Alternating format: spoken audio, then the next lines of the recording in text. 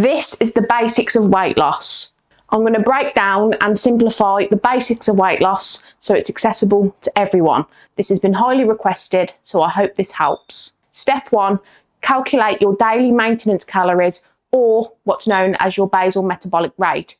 This is your BMR, and these are the calories that your body burns when you're at complete rest.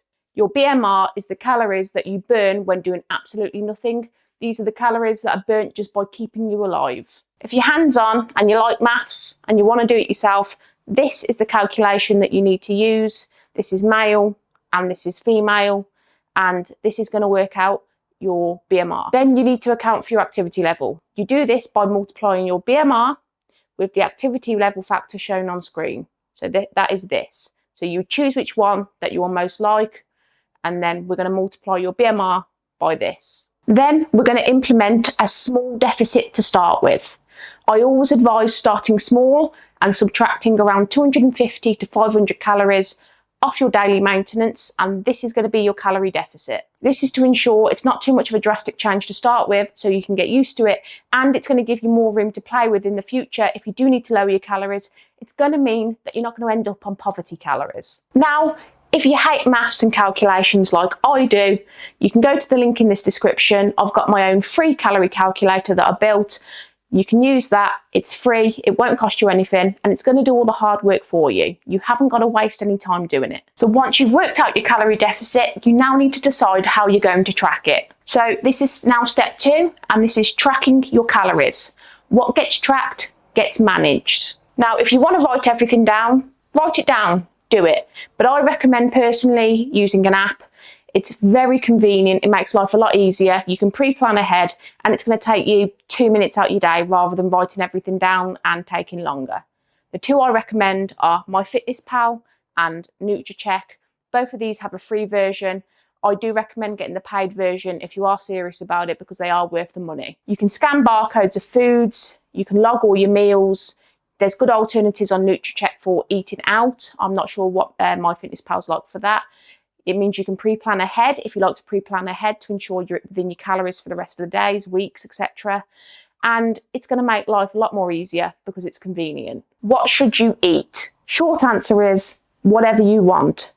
If you can implement it into your calories, go for it. I really advise going against meal plans unless you are an athlete or a bodybuilder, because for adherence, they suck. You're going to get bored of eating the same foods constantly, and you're going to feel like you're restricted, which means you're probably not going to stick to it long term. I always get my clients to follow the 80-20 rule. 80% of the foods should be high in protein, clean, whole foods, fruit and veg, and 20% of the foods should be what you like. Include the foods you like in your plan, and it's not going to feel like a diet. Try and get your protein through natural food sources like chicken, meat, fish. If you're veggie, there's definitely alternatives out there. High protein food also has a high thermic effect. This is what we call TEF, which means your body burns more calories by digesting and metabolizing it. And protein has a high satiety, so it's going to keep you satisfied for longer. How to avoid overeating. Now, this is a hard one, and you need to kind of navigate it very delicately. But first of all, don't remove the food you love out your diet. If you can implement it into your calories, have it in moderation. This is really going to help with taking away that restriction mindset, because when you over-restrict, you're more likely to binge and overeat. Restriction leads to binge. If you can implement the food you love in moderation and into your calories, this is really going to remove the restriction mindset, and it's going to remove the cravings, so you're not going to crave to the point where you're going to blow your progress and ruin your diet. Include the foods and the drinks and whatever you love in moderation. It's not going to feel like a diet. You're going to feel less restricted, and you're going to be able to adhere to it longer. I always advise my clients to at least have one thing they love a day, whether that be a chocolate bar, crisps, a can of pop or soda, some of you guys call it. Just having this one little thing a day, even if it is implemented into your calories, it's going to help again with adherence and moderation. And you're going to have that mindset because it's on your plan. You're not going to feel like you're cheating on your plan, and you can't cheat on your plan. You're not in a relationship with it. So you're not feeling full.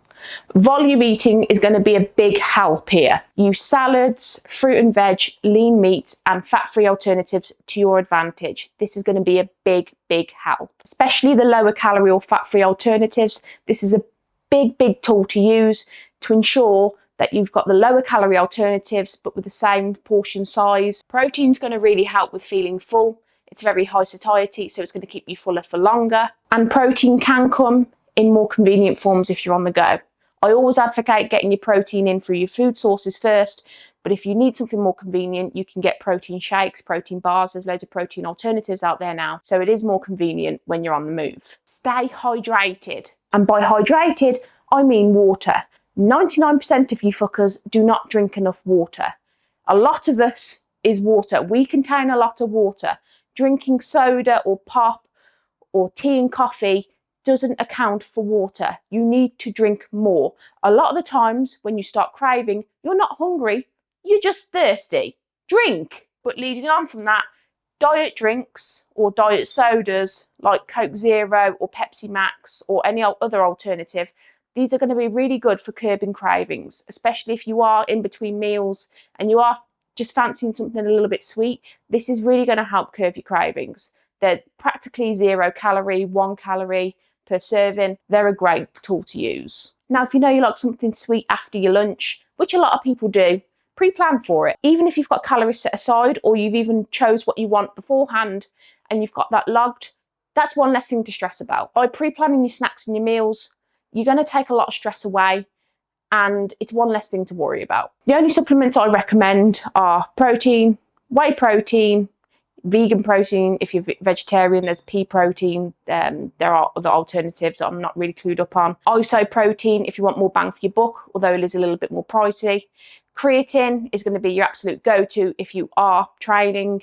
It's the most studied supplement out there. It's one of the cheapest supplements out there, and despite what a lot of fuckers say, it is very safe to use. And multivitamin, omega-3, fish oils for your joints. That's all you need. Fat burners don't work. They're a waste of money. Save your money. Skinny teas do not work. Apple cider vinegar tastes like shit and does not work. Ozempic, save it for the diabetics. You don't need it. Lemon water is literally just lemon in water. It's not going to do anything, although it tastes all right. Now, you don't have to exercise to lose weight, but it helps. This is your calorie deficit. Think of it as a gap. Exercise makes that calorie deficit just slightly bigger, but you can still lose weight without exercise. You don't have to exercise, although I do recommend you do some sort of movement and exercise because we are built to move as humans. We are not made to be sitting round. If you can find a sport or an exercise you like doing, this is going to make adherence a lot easier. You haven't got to go to the gym. If you like to go to the gym and you like lifting weights, great. If you enjoy tennis, play tennis. If you enjoy running, go for a run. If you enjoy swimming, go swimming. But half the battle is finding something you like. That's it. But you haven't got to exercise to lose weight. I've had clients in the past that have had arthritis and fibromyalgia and have not been able to do any exercise and still lost a substantial amount. I'll put a picture here just to prove it can be done just by diet alone, which I cannot stress. Calorie deficit is your foundation here. Your nutrition and what you eat is going to determine whether you lose weight or not. Keep your NEAT up. Your NEAT is our non-exercise activity thermogenesis, and it's our second biggest contributor to our total daily energy expenditure. So that's after our BMR. So your NEAT is all unplanned movement. It's movement such as walking down the stairs, walking to the shops, taking the stairs instead of the elevator. Anything that you haven't planned that's not exercise is our NEAT, and that's our second biggest contributor. So get walking, take the stairs instead of the lift if you can, park a little bit further away at the shops, keep moving, hit your 10k steps daily or try and work up to 10k steps daily, and that is going to be enough exercise and momentum for the general public to lose weight.